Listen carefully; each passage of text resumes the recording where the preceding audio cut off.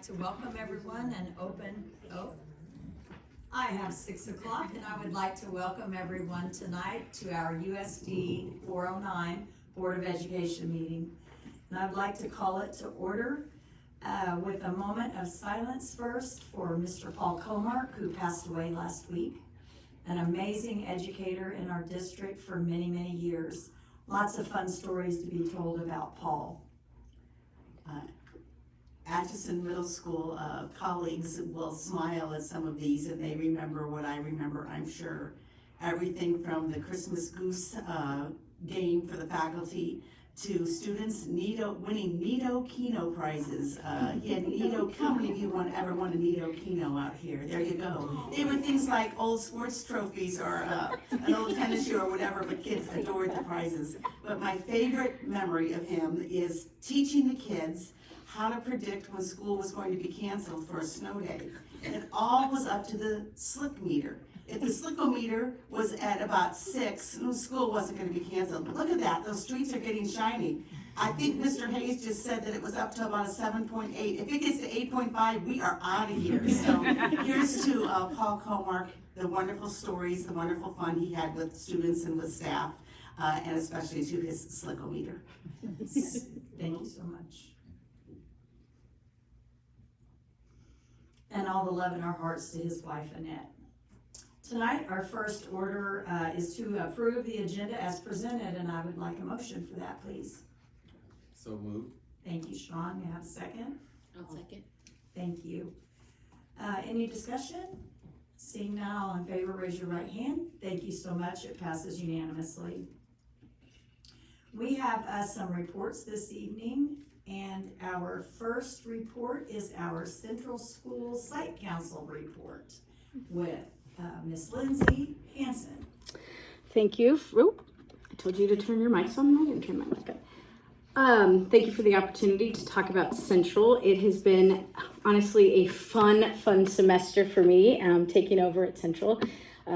Letitia has done such a great job over there that it was really fun to walk into a lot of things already being done.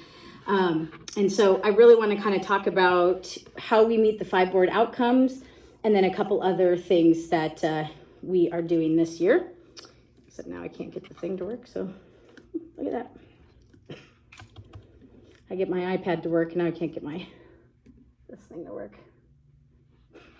There we go. We'll just do it this way. Okay, so we are focusing on the 4 board outcomes that Central meets, as well as KLN. And I'm going to talk a little bit about what KLN is, though.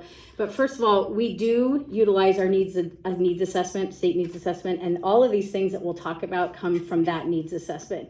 We also utilize Cognia and our accreditation. And what makes Central a little unique is KLN. So if you're not familiar with what KLN is, and it's up there, and you do have it in your notes, the presentation. It's an intensive support and improvement service from the state. Individual schools get under KLN for 2 reasons, one of 2 reasons: graduation rates and or state assessment scores. And it's not just 1 year, it's a continuation of multiple years that are low scores. And Central has been under KLN for 2 cycles. This is the 2nd cycle that Central is under, and it's based off of our graduation results. So if you notice, there is a large component of expectations that we have to comply with. And I meet with KLN every single month. I have a meeting actually tomorrow with them. One of the big focuses, of course, is graduation rates, because that's what we're under KLN. So part of our job is to use KLN's process to look at their research-based strategies to help us get our kids across that finish line. So, of course, since graduation is that big area, we saw that through our needs assessment. That's a huge focus of our building, the state board outcomes, that our graduation rate for KLN needs to be 67%. So right now we're currently at 40%. So our goal at Central is 70%. And the way we're going to do this is by really focusing on post-secondary success, or helping our kids have a good plan for what they want to do after high school. There's a ton of research that supports this, and one of KLN's big focuses is called a WISE way. Wise Ways are their strategies that are research-based that really support, good quality improvement. So it all kind of meshes together. There's just a lot of components with KLN, Cognia, and it's really nice because we're trying to mesh them all together. So we don't have 3 different systems that we're kind of focused on. We just have one focus. So right now it's focused on graduation, helping students create their post-secondary plans. And then of course, part of that family engagement is to really help communicate to families options for kids after high school. So graduation is the first big area for board outcomes, and students come to Central for a variety of reasons, and one of those is a lack of credits. And first of all, I want to thank the board. You guys, I think, approved 7 or 8 students when they petitioned at the beginning of the year to move from 25 credits to 21 credits. Oftentimes we see kids who move to Central at maybe their sophomore, junior, senior. That's a barrier to their success.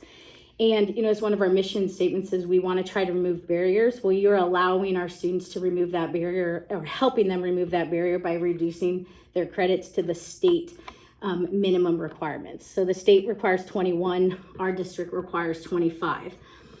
It doesn't reduce the rigor of any coursework that kids have in the classrooms.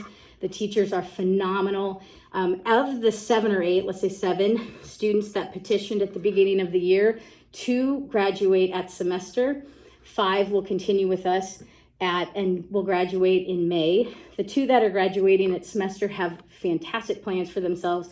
We've been really working on that path. 1, who I was really worried about, partly because he had a lot of medical issues at the beginning of the year. He's working at Benedictine. He has a job as an assistant cook. He wants to actually go into that field and go into some culinary. So I'm really proud of him. And our second is going into the military. He enlisted a month ago with the Marines. And so he has a fantastic plan for himself, and he'll be done next week. So both of those kids, but the rest of them will graduate in May.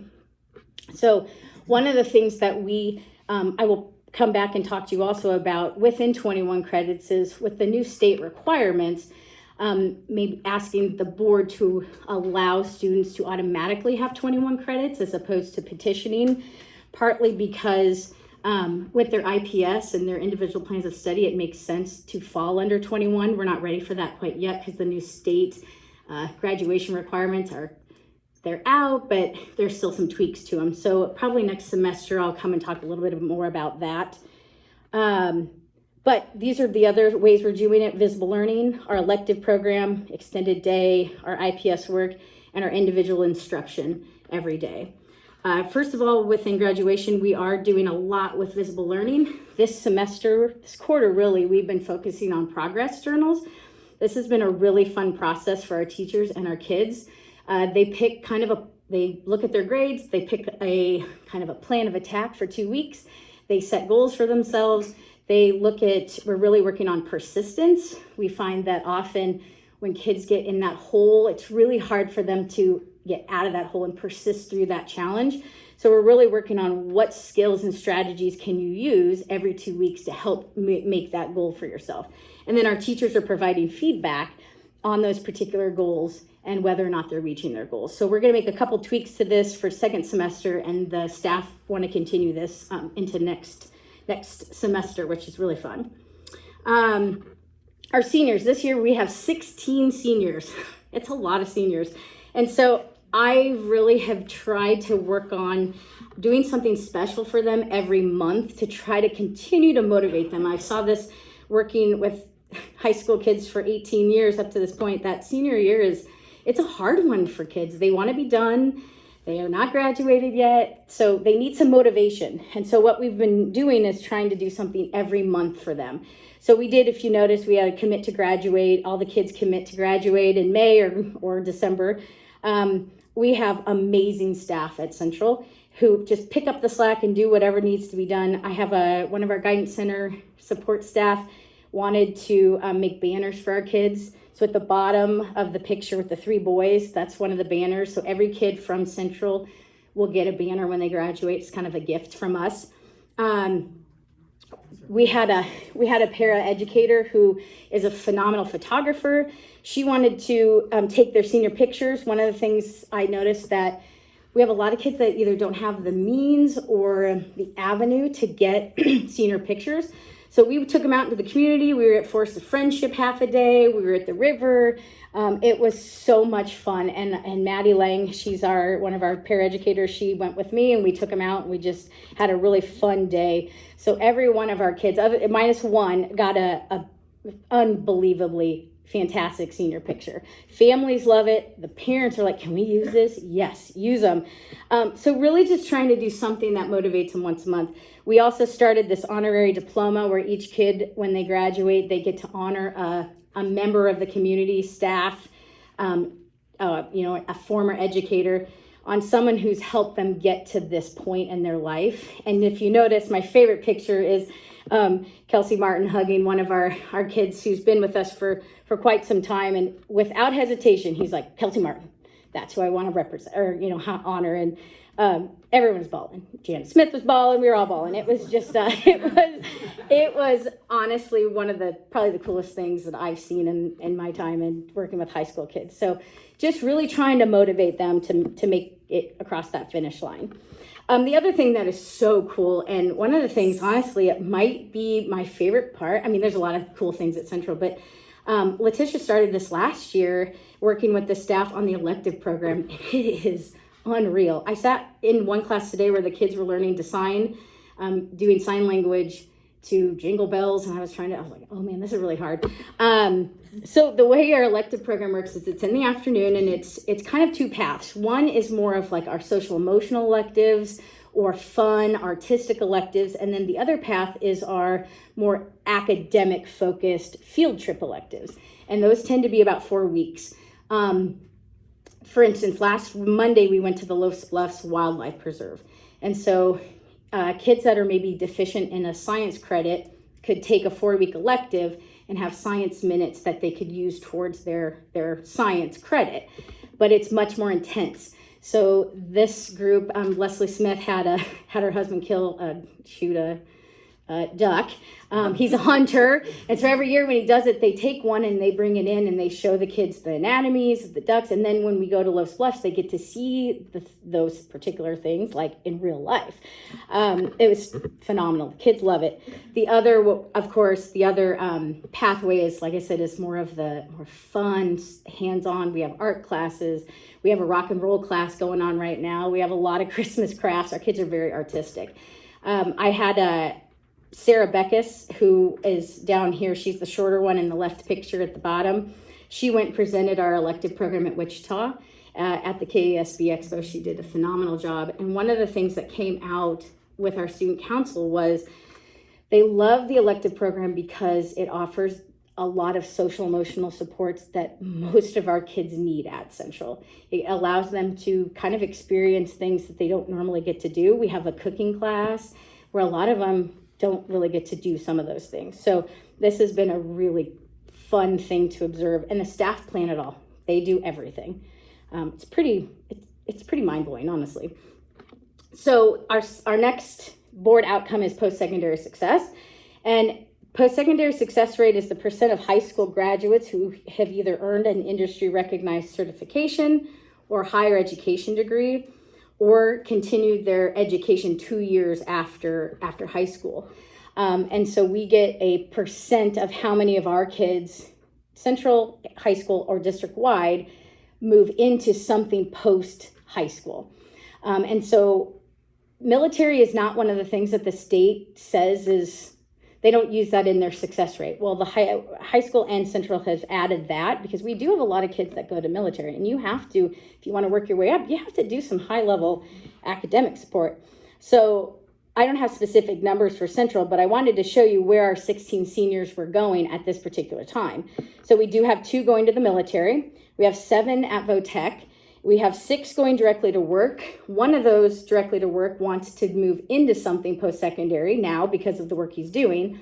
And 1 who's who's already been accepted to college, and a second one who's toying with college. So I'm kind of pushing that direction, which is really cool. The VOTEC side is really my favorite part to talk about because I know how valuable that approach can be for kids. And then all of our kids will take the work keys, and I'm super pumped about these scores. So of our 6 juniors that took the work keys, our goal for the district is to have all of our kids at a 3 or higher. And every single one of our kids at Central scored a 3 or higher. And last year we had across the district, I know we had some 1s and 2s, and across high school Central, didn't have very few of those, which is really fun. So 4 of those kids had bronze, which means that they had an average of the 3 tests. So there's three tests that kids take. They had an average of 3s. So 4 of those kids were at the bronze level. 1 was at the silver level, which means that average was 4. And then we had 1 kid at the platinum level who scored 2 6s and a 7. And the 7 is the highest you can go. And he's programming my 3D printer tomorrow. Legitimately, he's impressive. And it's been really fun implementing. Bill Patterson started the Work Keys curriculum last year with this group of kids, and you can really see what a difference that has made this year when they took the Work Keys test. So yeah, and of all 6 have said they want to go to VOTEC, which I love. And they all have kind of different programs they want to go into. So the 2 more kind of board outcomes. 1 is individual plans of study. We use Naviance for this. This honestly encompasses everything we've really talked about. We have just took some 9th and 10th graders to the high school to do some career speaker forums. We're going to do another one second semester. We'll have a career fair for kids, juniors and seniors. They're really focused on job exploration. Middle school kids, 6th, 7th, and 8th graders are also using Naviance, but we're going to kind of use something called Higher Paths. Sat on a CTE meeting at the beginning of the year, and this is some really fun project-based learning associated with some of the pathways that would be more interesting to them. So we're going to utilize some of those projects with the middle school kids next semester. But all kids 7 through 12 will have that 4 or 5 year plan, which will help us get to the work keys, which will help us understand what their paths are, which will help lead them to graduation after in that 4th year. And then our last but not least is our social emotional learning. For middle school kids, we have the 5th through 8th grade human dignity curriculum, and this is partnered with Benedictine College. We have students that come over from BC. It's really pretty cool to watch. They work with both Kelsey Martin and Keenan Martin, 6th grade and then 7th and 8th grade together through it's usually 1st hour, and then I think it's 8th hour for the 6th graders. They do this once. Actually, they just want this once a day. It's every single day that they do this. And this is some pretty good curriculum for the kids. The high schoolers do kind of a program that the teachers created, and it's just a word of the month. So this month it was courage, last month was honesty, and we do a lot of different activities. I joked with the kids, we did a speed dating, 2 truths and a lie for honesty, and I did which I'm not going to say here because it just makes me look ridiculous, but I did a 2 truths and a lie, which my truth was like, everyone thought it was a lie because it's way out there. I'm like, no, it's the truth, and it had everyone laughing. And it's those sorts of things that involve a lot of social emotional learning and a lot of those characteristics that we really want kids to employ and utilize when they graduate from us. So that's Central in a nutshell. Do you guys have any questions for me? What's the current enrollment at the various? Oh, you would ask me that. There's 48 total kids right now. So if we go backwards, the high school level has 16 seniors, 6 juniors. The sophomore is pretty small. 3 freshmen are pretty small. So I would say 2/3 of our group are high school kids. We have a large middle school group. We have about 14 middle schoolers right now. So 7th and 8th grade together are our middle school group. And then we have 5 6th graders. Well, we have 4 6th graders, and we have a 7th grader that is in that group that needs that. They can't handle the transitions yet. So they're with our 6th grade because they're in one class all day long for the most part. So 48 total kids. So if you Yeah. the elementary level. Yeah. So 6th grade is the lowest we have right now. So 6 through 12. There's no. Not right now. We don't have anyone lower than that. Yep. Keep up the good work. Making things happen. Yes, It sounds very, Thanks. very nice. Wonderful staff. Thank them so much. Next, our report is, did you know, the campaign information. So Dr. Renee, let's do the, did you know? All right, Dee, can you put me up on the screen? And can somebody turn the iPad around to see the screen, I wonder? Is she filming or No, is if the film's. Just so you know, we're having some technical difficulties, so we're at least trying to get this filmed on an iPad so we can get something. Oh, I thought I did, sorry. It might. Yeah, I'm not. While we're pulling that up, I'll just share a little bit that, I should be. you know, a lot of districts come up with, their school board determines some legislative topics. And we've never done that, and I don't know that we need to do that. But as, many of you know, there is a lot of chatter about different legislative topics, and we spent a long time this year on one of those topics, which was the open enrollment, and we created a new policy. And so across the state, as a group of superintendents has decided to kind of send out some unified messages about different hot topics that that we anticipate might come to light. And this isn't to start a battle or contention amongst any groups. It's more just to put facts out about our districts independently. So the first of these fact sheets, which will always be titled Did You Know, is going to center around special education funding specific to the USD 409 district. And that is intentional because on or around January 8th, there will be a special legislative session to begin the discussions on special ed funding. So I won't go through all of this other than I'm just gonna hit on the first three facts, because again, these are just facts about Atchison Public Schools. We would say, like, did you know that Atchison Public Schools spent last year, and out of our budget, $3.85 million on special education. Of that, 1.77 million was funded through state and federal programs. And so we had to come up then with 1.4 million out of the general fund to supplement those costs. Now we know that legislatively, the state is supposed to fund us at 96% levels, and that's currently at about 68%. And the federal government's supposed to fund us at about 30% levels, and that's at about 13%.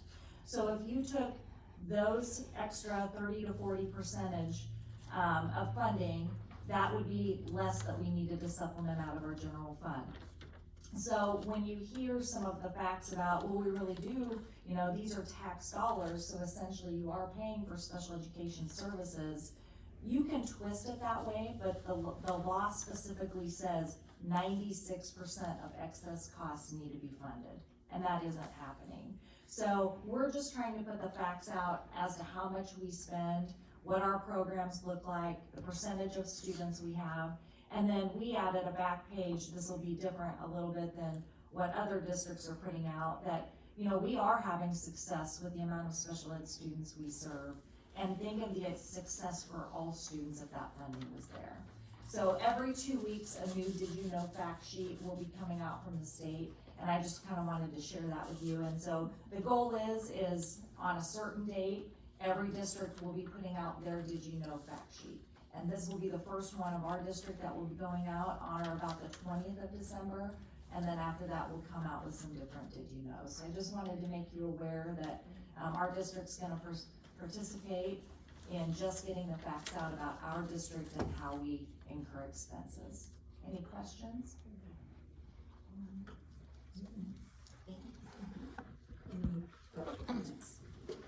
Thank you, Jeanette. Thank you so much. That's good. That's gonna be good and informative too for communities, so that'll be really helpful. There's no public comments tonight, so we are going to move on to the order and approval of tonight's consent agenda as presented. May I have a motion, please? I move that we accept the consent agenda as written. Thank you so much. May I have a second? I'll Second. Thank you, Sally. Any discussion on that tonight? I just want you to note one agenda item, which is the last one, is that we have our first, student teacher who has agreed to sign the student teacher stipend. So they get a stipend from us this next semester, and upon completion of successful student teaching, we get then 2-year, contract out of them. So that's kind of one of our ways we're working to grow our own in this community, so very exciting. Super exciting. All right, any other discussion? Seeing none, all in favor, raise your right hand. Thank you so much, it passes unanimously. Our action items this evening are first, to appoint a Recreation Commission board member. No one, Sadie has been the member and her term was up, and she has decided to run again. So there was no one running against her, so we need to appoint Sadie Stone, to that, committee, or, Recreation Board. So may I have a motion, please? The subcommittee recommends the appointment of Sadie Stone to the Ashland Recreation Commission Board to serve a 4-year term effective January 1, 2024. Yes, may I have a second, please? I'll second. Thank you. Any discussion? Seeing none, all in favor, raise your right hand. Thank you so much, and thank you, Sadie, for serving. Next is to approve our district rebranding guidelines and logos. And I'm going to turn it over to Dr. Renee, and we'll have discussion from there. Yeah, it's kind of exciting. Krista, can't be here tonight because she's celebrating a brand new newborn, and her husband has, choir concert. So I'm wondering if they all, took the trip, or band concert. I'm wondering if they all took the trip to the middle school tonight. So I want to kick this off with, I presented this to you, or Krista did, about a month ago. And then I went and met with the, Mr. Purdy's 8th grade productions class, and with some help with Mr. Neidiger's 2nd period class, they created kind of an opening video about the rebranding. So I'm gonna have us watch this for our entertaining, to kick off this part.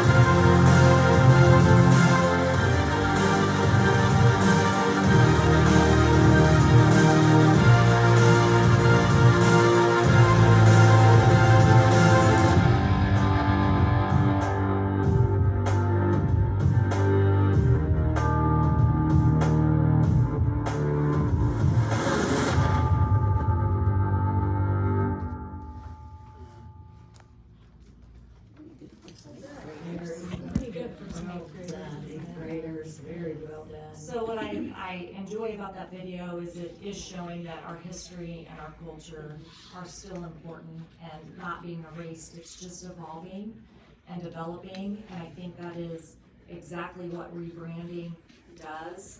It takes what we've been doing and it refines it and it unifies us a little bit. We've kind of been all over the place. I know if you watch the elementary when the Phoenix has evolved, that's been really fun to watch that transformation. And then when we saw the football team running out, I mean that really is just that power of we're still continuing to evolve and grow. So as you know, last month we talked a little bit about what we really want out of the brand is specific guidelines. So that way we are consistent across the district. We found that there were some production issues with the Phoenix. The neck was skinny. There was so much detail. It was really hard to transfer. We realized that we had some issues with perhaps using brand likenesses of others that maybe were clip art or belonged to other people and were on the verge a little bit of some copyright infringement issues. So this really just becomes the USD 409 brand. We would have that opportunity to take this next level if we wanted and make it our own to where other people needed to seek permission to use our brand. And I know we've had some incidents over the last week or so where that might be very helpful as well. I just want to put this out there. We've had about a month. I've had some questions on the letter A, especially in regards to the letter jacket. A letter jacket letter remains the letter jacket letter. We're not going, that is a steadfast, typical part of a letter jacket. They're almost all blocked that way. It isn't one that follows on that copyright infringement. But beyond that, this would be a true guide that makes us consistent. I know Tyler took this guide to a local vendor, and the feedback he got was, this is impressive. Like, it's gonna make our lives so much easier. So we're already getting some positive feedback from that side. But anyway, I open this up for a discussion or questions or thoughts or comments. I really like the branding guide as it was presented, but there have been a few questions. I was sharing with Renee earlier that I remember being a teacher and wanting to make my own letterhead, and how I just found an A that looked kind of like the green A at Atchison Middle School, but that's the kind of thing I think that's been happening. And I do remember our former discussions that maybe it was our early branding efforts 10 or 12 years ago when we adopted the A that we have been using, and that discussion about the need for all of us to be consistent. One question that I had was about the color black, listed as one of the primary colors. And I looked through the guide, and it looks like the black is mainly used as kind of a secondary primary color, if it is, if you could say such a thing. It is not intended to be a school color. Our prominent school colors are red and gold. Am I reading that correctly? Yeah, that's absolutely correct. There, you can look on the brand that's up here right now. The black just kind of defines or keeps separated, but it's not like the main color. Part of what we deal with when we talk about branding is the difference between branding and trending. And if you look at uniforms and colleges and high schools across the state, you start to see more grays and blacks incorporated into those color schemes. But at the heart of it, it's still red and gold. And that is where we're going with this. The black, although it's listed as a primary color, is more just for that, when you type in words, sometimes they are just better seen in black. And that's it. I know, Tyler, I think you had a really good response. If you want to share, I don't want to put you on the spot. Yep. Okay, cool. I did have some questions about that as well, about sort of black being an outline color. And so really the big thing for me is those are going to be sort of your accent colors, right? Your white, your black, those are going to have accent colors. We're still going to have uniforms that are white, right, with red and gold accents. And then ultimately, those are going to be used for outline. So if you look through that guide, and I'm sure you have, that you'll see that white and black are primarily used when they are outlining something, either the phoenix itself or the A, the different variations of the A with the wing coming off of it. So I had a few people reach out about that as well, and so that was the response I gave back to them is that our primary colors are red and gold, and therefore the overwhelming majority of everything we do will be in that. The white, the black will be used as accent or outline colors. So. Would it be possible, say, a school club wants a shirt for their club, could they have a black t-shirt with our logo properly displayed on that? Yeah, absolutely. We've just used the high school as an example. We did a staff shirt this year. I shouldn't say we. Letitia and Blaine did a staff shirt this year. That was a black shirt that had the Phoenix and had it Together We Rise. And so I think absolutely. And like Dr. Nugent said, that sometimes some of the prints and some of the things just show up better on black. And so, we don't want to completely say, oh, it's completely off the table. But, all of those things, if we have something that's in question, those are going to come to here and to our administration, and then we can make a justification. But just want to throw that out there, red and gold all the way. So, Can you tell us again, because you'll be able to articulate it, the logo, the feathers on the Phoenix, can you tell us about the representation of everything? So if you'll notice on both wings, it does have four. It has four feathers or four kind of cuts for feathers. Those are representing the four schools of that make up USD 409. So that'd be obviously the elementary school, middle school, high school, and central school.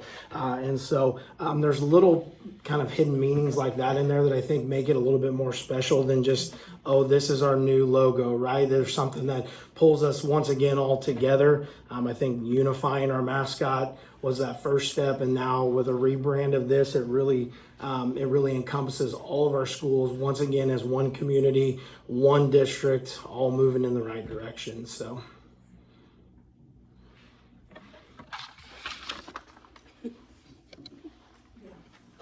And that was the questions that I had mainly was the black and, so. That's Well, I great. did have or see a question about the cost of this, but it's just like it was when we switched from, the Redmond to the Phoenix, and that is, you phase it in. It's not something where we're gonna go out and completely change everybody's uniform.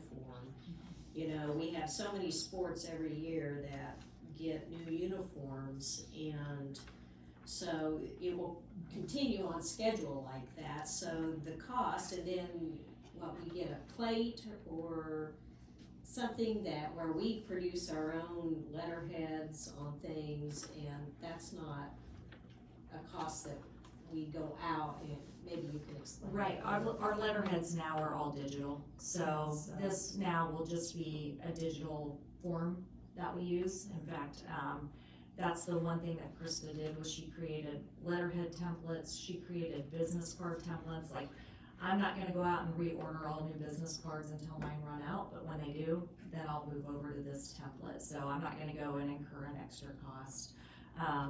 I still have a lot of the original Phoenix shirts, and I'll wear those until they, thin out, and we've said that before, past with Braves and Redmond, we aren't telling people they can't wear that, that isn't it. Just as we move forward ordering for the district, we would move under these guidelines.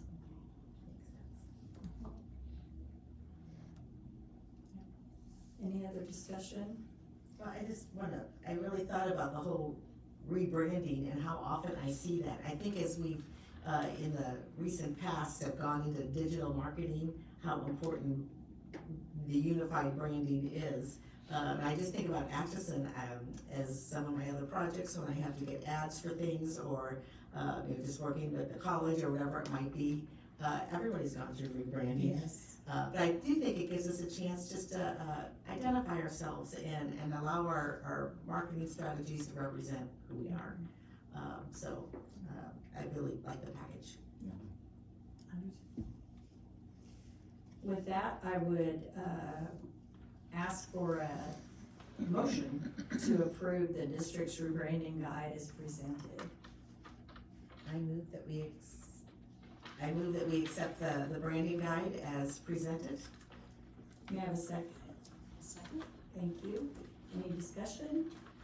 Seeing none, all in favor, raise your hand. It does pass unanimously. Thank you so much. Next is to approve section 504 handbook. And I think, Nicole Honeywell is gonna come visit with us about that. So nothing additional to share about that 504 handbook. We were just updating personnel and then changing what we formerly called our student intervention teams to update to our general education intervention teams. And I didn't receive questions from anybody on any of that. It was very clear, very good. I'd entertain a motion that we approve the section 504 handbook as presented. I move to approve section 504 handbook as presented. Thank you, Sean. You have a second? A second. Thank you, Deborah. And is there any discussion on that? Seeing none, all in favor, raise your right hand.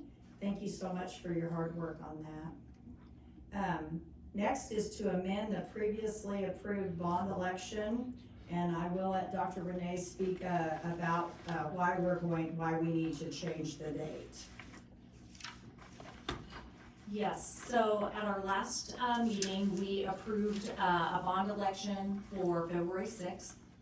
And the county, we got that also approved through the Kansas State Department of Education. It will go through their official board meeting in December, this week actually. But I had to do a hearing with them, and that was pre-approved prior to the board meeting. And then when the county sent our application into the state, it was brought to their attention that in March, there is an election that will be considered a presidential primary. And it is not allowed to have an election, a special election, within 45 days of a presidential primary. So we had two choices: move the bond to February 1st or move it back to April 18th. And so there was a lot of discussion with the DLR group and Piper Sandler, like what would be the best option. And we looked at it from a couple of ways. Moving it back to April 18th really does not allow for any construction to begin immediately over the summer, because it would be very hard to order HVAC equipment, roof equipment, and do some of the upgrades to interiors of buildings, which we'd like to get started on in the summer. And so we got with the county, and they do feel like they can make that vote happen in February. And so the 1st of February, so tonight would just be a recommendation for the same process we went through last time to approve a resolution, but to have that date read February 1st. I don't know if there's any questions or comments. Questions, comments, anything? It If doesn't not, seem yeah. like a week's a big deal, but when Christmas break is happening, a bond campaign with a week can be a big deal. But I tell you, social media does help a lot with bond campaigns, and we'll be kicking it off. The bond campaign committee had its first meeting last week. They will meet again this Thursday, and this Friday will be the first really kick out of the bond campaign for public viewing, with the exception of we have Christmas programs, sporting events, and there will be a lot of fact sheets going into those programs for the public to get information during those times. So. Okay, I would entertain a motion to amend the previously approved bond election resolution, calling for a bond election. I move that we amend, that we approve the amendment to move it to February 1st. Great, thank you so much. Second, thank you, Sally. Any discussion? Seeing none, all in favor, raise your right hand. Thank you so much. It does pass unanimously. Next is items for discussion and consideration, and it will be policies AG, looks like through KN, and again, Nicole Honeywell, thank you. Thank you. So we're rounding out finalizing the recommended changes from KASB. These are actually from June, so they release those about every 6 months.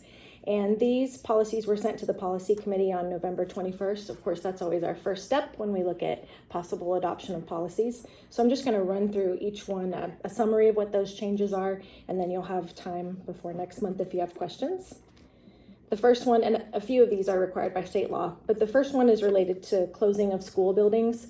So there was a legislation that changes the procedure for when you close a school building. It requires a local hearing, and then the state board has to be able to review that. So that's the first policy change. The next one is just a technical change in language. There was just some repeated language. And as always, you'll be able to see in that policy, yellow is being added in, and then the strike through is proposed to take out. Regarding military leave, there was a change in how long an individual who is on military leave would be able to stay in our sponsored healthcare plan. So that's being changed from 18 to 24 months, and that's in accordance with federal law.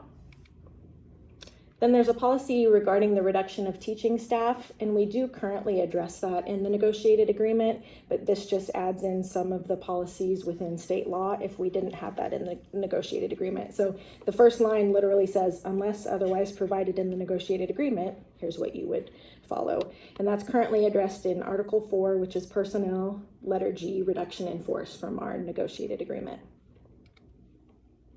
IFCC is a new policy regarding overnight accommodations. This one does require the board to adopt a policy. Basically, this one is talking about any time we're going to have a group of students go travel, that they will, each different member of biological sex will have a separate place to stay. That policy does define biological sex as well as what school district travel is, and it requires that parents are provided that policy before students would travel anywhere. JH related to student activities. So this reflects changes in state law regarding participation of students who are homeschooled within our athletics. This is one you'll want to take a hardcore look at. And again, that's also regarding state law change. KK, disposal of district property, not to be confused with sale of district property. This is just getting rid of district property. There's a proposal to change that as well. Again, state law. And then finally, KN, complaints. As we got to looking at that, Renee and I went through that with a fine-tooth comb. Our policy was really pretty long on KN, and so what this does is really condenses that policy, and then it guides you to look at more specific policies when needed. So KN is complaints in general, and then if you would have a situation where you were investigating a Title IX complaint, you would go to a separate policy. Racial discrimination, another policy. So it really just condenses that language quite a bit. So there's some fun reading for your next month, and just reach out if you have questions. Great, thank you so much. These are pretty extensive changes as compared to a lot of other policies that are, pretty cut and dry. So I do encourage you to read through them because as superintendents across the state meet, we do anticipate just some concerns about some of those policies, and it would just be, good to if you have questions, let me know. Okay. Next, we're going to enter into executive session, and I would appreciate you reading the motion. And Madam President, I move that the board recess into an executive session to discuss the following subjects: employees, employment performances, employment recommendations, to include Renee Nugent and Nicole Honeywell. The justification for this executive session is to discuss personnel matters of non-elected personnel pursuant to the non-elected personnel exception under KOMA. The open meeting will resume in the Board of Education Community Room in 30 minutes, so let's say 7:20. I'll second. thank you so much for the second. Any discussion? Seeing none, all in favor, raise your right hand. See you all in 30 minutes. Passes unanimously.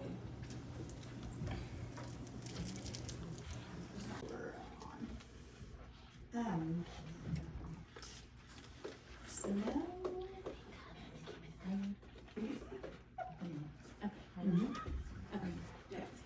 So we have a personnel listing for tonight, and we'll start off with our resignations. I move that we accept the following resignations. Cynthia Neinecker, kindergarten teacher, Atchison Elementary, effective at the end of the current school year for the purposes of retirement. followed by Robert Nininger, video production teacher, Atchison High School, effective at the end of 2023-2024 school year for the purposes of retirement. Also Sarah Lund, speech paraeducator, Atchison Elementary School, effective at the end of the 2023-2024 school year for the purposes of retirement. Tracy Standifer, bus driver, Transportation Department, effective December 4th, 2023. Matt Hall, leadership, Atchison High School, effective November 29th, 2023. Matt Hall, golf coach, Atchison High School, effective at the end of the 2022-2023 school year. Elliot Bales, paraeducator, Atchison Elementary School, effective December 5th, 2023. Heather Briscoe, custodian, Atchison High School, effective November 29th, 2023. I'll second. Thank you for the second. Any discussion? Seeing none, all in favor, raise your right hand. Thank you so much. Passes unanimously. Next are non-renewals. Non-renewals, Craig Hansel, Atchison High School soccer coach at the end of the 2023-2024 school year. And Craig Hansel, AMS soccer coach, effective 12/11/2023. May I have a second, please? I'll second. Any discussion? Seeing none, all in favor, raise your right hand. Thank you so much.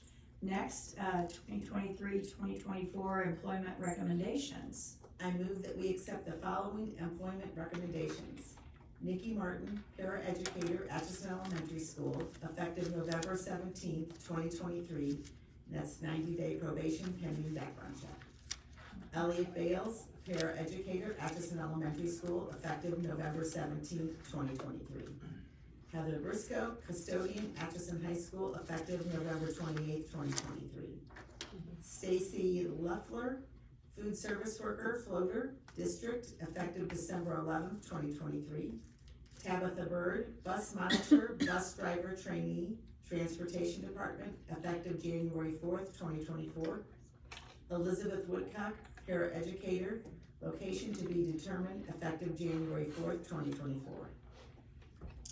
I'll second. Thank you, Sally, for the second. Any discussion? Seeing none, all in favor, raise your right hand. Thank you so much.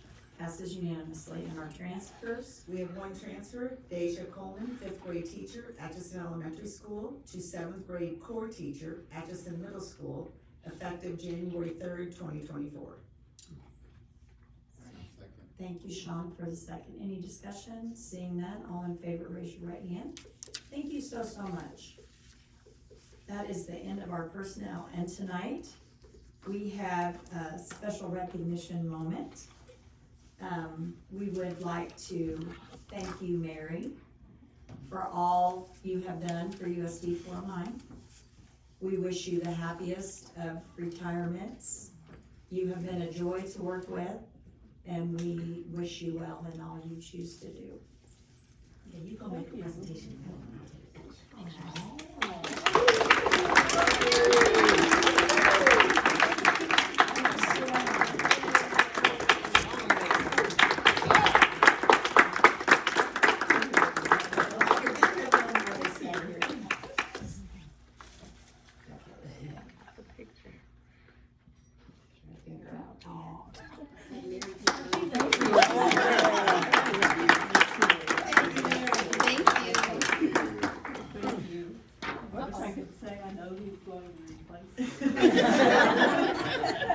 Enjoy. And I hope they come to the meeting. So, do you mind, will you just share some of your highlights? Yes. through, Well, I've been through a lot, sometimes been very stressful, but there have been some highlights. And one of them is, the elementary school was not very old at all. And Janet Smith had this idea, and she organized the fire department to come up, and she wanted the photographer, which was me, to get up. I got up in the high,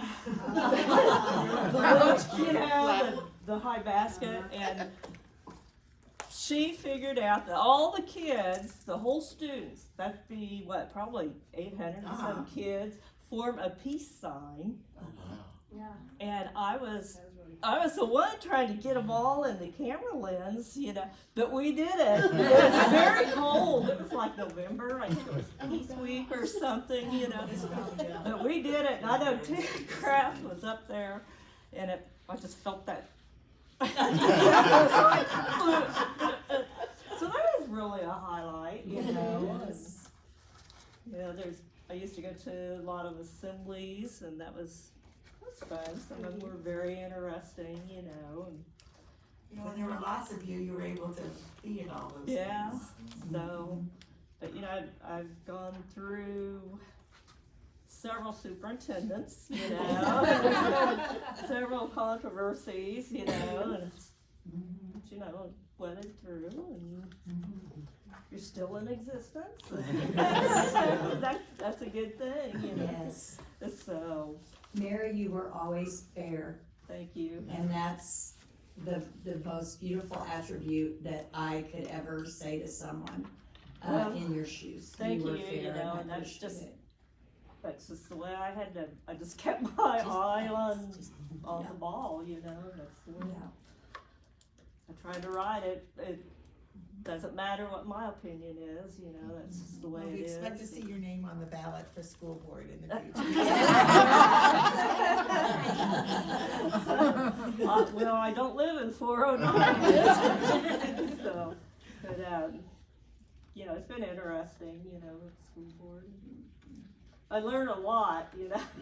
Yes, yes. Suppose I was a real crappy school parent. Mary, thank you once again. Well, thank you guys.